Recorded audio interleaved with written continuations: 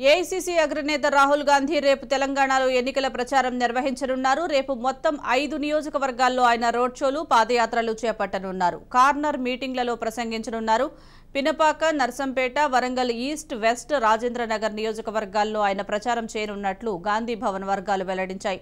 వాస్తవానికి రేపటి నుంచి వరుసగా 5-6 రోజుల పాటు రాహుల్ తెలంగాణలోనే పర్యటిస్తారని అనుకున్నప్పటికీ ప్రస్తుతానికి రేపు ఒక్కరోజుకే షెడ్యూల్ మాత్రమే ఖరారైంది.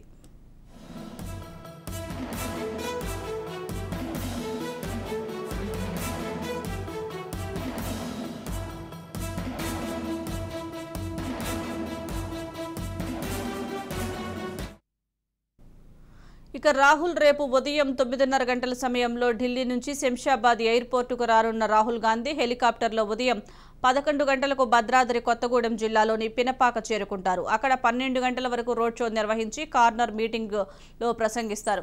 అక్కడ నుంచి హెలికాప్టర్లో నర్సంపేటకు చేరుకుంటారు. మధ్యాహ్నం 2 నుంచి 3 గంటల వరకు అక్కడ ఎన్నికల ప్రచారం నిర్వహించి రోడ్డు మార్గంలో వరంగల్ ఈస్ట్ నియోజకవర్గానికి చేరుకుంటారు. అక్కడ నుంచి పాదయాత్ర ద్వారా వెస్ట్ నియోజకవర్గానికి చేరుకుని అక్కడ కార్నర్ మీటింగ్లో ప్రసంగిస్తారు.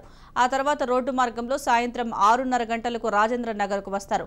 అక్కడ సభలో పాల్గొన్న అనంతరం ఢిల్లీ వెళ్లనున్నట్లు గాంధీ భవన్ వర్గాలు తెలిపాయి.